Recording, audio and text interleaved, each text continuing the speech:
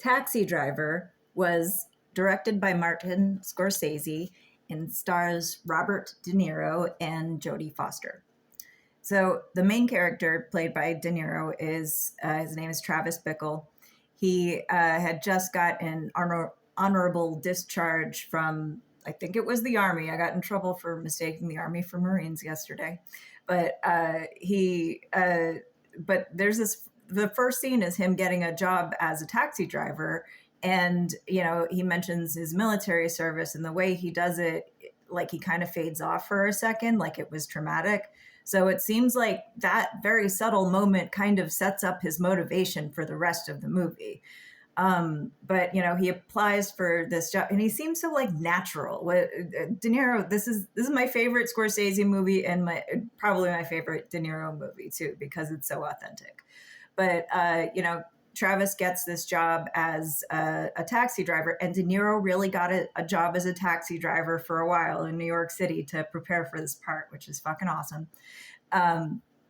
But he also writes in these journals all the time, and there's like a voiceover and like shots of him like writing in a journal every day, and it's really poetic, and it has a lot of content about kind of the gritty dirtiness of New York City in the 70s, and like people with sex workers and stuff all over the place, and but I find this movie so soothing in a way because I love the score. It's like it's kind of like really subtle, long, drawn out jazz, and it fits into like the mood of it so well. So Travis is the taxi driver, and he kind of sees this woman from afar who works in like a political campaign building, and it's a little bit like he's stalking her for a while until he works up the courage to ask her out. And but before this happens, I think Jodie Foster is in this movie, and she literally is only 12 years old. Not only in the movie, in real life, she was 12. But she gets into Travis's cab, and she's like, just get me out of here. And then her pimp, who's played by Harvey Keitel, pulls her out of the back seat, and he's like, just be cool, bitch. And he throws $10 at Travis, and like he drags away. Her name is Irish eventually. But this like really affects Travis. I think then after that is when he starts pursuing this other woman. Her name is Betsy. And he like takes her out. He finally works up the courage to ask her out. And she's like intrigued by this guy, even though he's a little bit weird.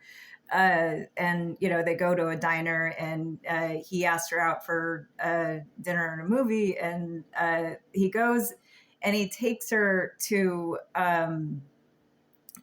to a porn theater. Because he thinks like, oh, couples go to this all the time. He thinks this is appropriate for a first date, is to go see like a 1970s adult theater kind of movie.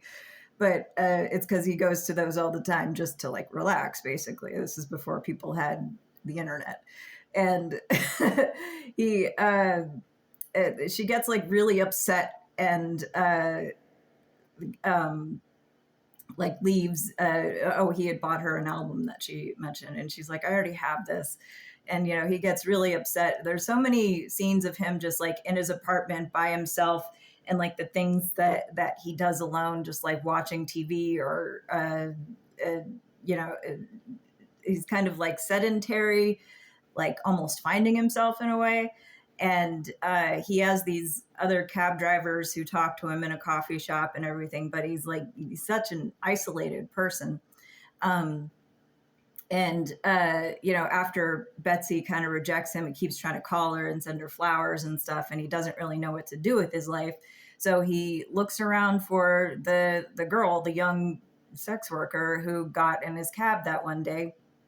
And like basically she's like, okay, you want some action, is what she says to him. And again, she's 12 years old. And he goes over to her pimp again, and he's like, oh, you're not a cop, right? And he says the most foul things I cannot repeat, but it's like this monologue of things that are like on her menu.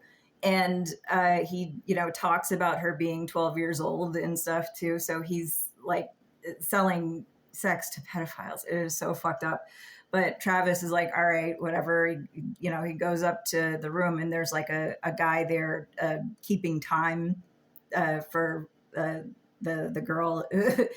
Travis asks her name when they get up to the room, and she says Easy, and he's like, that's not a name, and she's like, it's easy to remember. And then she finally, reluctantly tells him that her name is Iris, and he tries to like say like, why are you doing this? Like, this isn't uh, uh this isn't something for a girl that your age to be doing or whatever. And this is so fucked up in movies. I love this movie. It's a perfect movie. Don't ever do this again.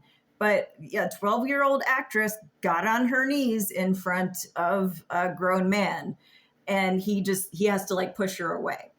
But it's disturbing. And he's like, okay, why don't you have lunch with me tomorrow? And she's like, all right. I get up at 1:00. Or breakfast. Yeah. She's like, yeah, I'll get up at 1:00. And he takes her to a diner, and he's like, you shouldn't be doing this. Why are you letting them sell you like this? And she's like, hey, have you ever looked in your own eyeballs in the mirror? She like feels judged by this guy. And he's like, no, they're taking advantage of you. And he's like trying to talk her out of, like this lifestyle. She's like, maybe I'll go to a commune in Vermont or something. And, it's hard to like talk her out of this situation because the pimp is like gaslighting her into staying. That it's so fucked up. But Travis, because he's been rejected by Betsy and stuff like that, and Betsy works for a politician. Politician actually gets into his cab, and Travis doesn't really know about politics, but like to impress Betsy, he's like all for him, and it's like a really creepy interaction. And then Martin Scorsese makes a cameo, and he's like parked in Travis's cab outside of a building where his wife is having an affair with a black guy, and he uses the you-know-what word for the black guy. And Travis just looks in the rearview mirror like, I'm going to be the opposite of this guy. And he goes and gets a 357 Magnum, which is a gun that's basically a cannon. Like, it's hard to get a pistol bigger than a 357 Magnum. And he starts like training. It's like this training montage. He's like doing push-ups and taking the gun apart and like doing all of this like kind of military training to get ready for something. And he like shaves his head, and he goes to one of the political rallies where Betsy is, and he's sort of like scouting the place out. And there's a guy there, he starts talking to one of the security guards and stuff just to see like, what information he can get out of him. And finally, one day he's like strapped with all these weapons, and he shaved his head into a mohawk, and he's gonna like shoot the politician. But then the security like closes in on him, and he escapes. And he didn't get to shoot the politician to impress Betsy, basically. And so he goes back to his apartment, and he's like kind of freaking out a little bit because he needs this energy to go somewhere. So he goes to where Iris is, and he just starts shooting his way in. He shoots her pimp in the stomach and says, suck on this.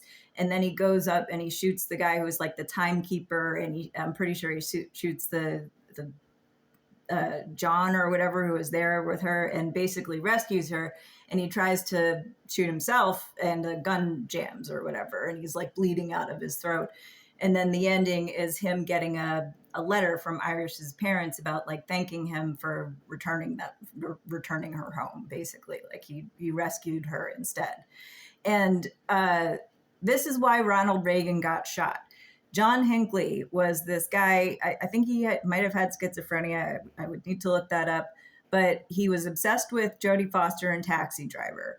And by the time Ronald Reagan was president, Jodie Foster was a student at Yale. And John Hinckley was stalking her there, but not getting like her attention. So he took a cue from this movie, but the wrong cue, and went, probably realizing Jodie didn't need to be rescued from Yale.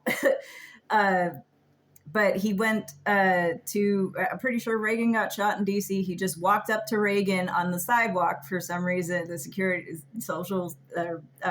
Service didn't stop him. and he just shot Reagan a couple of times and another guy. And he said, "Now I know you'll love me." And he was doing this to impress Jodie Foster. And I want to know how Martin Scorsese feels about that.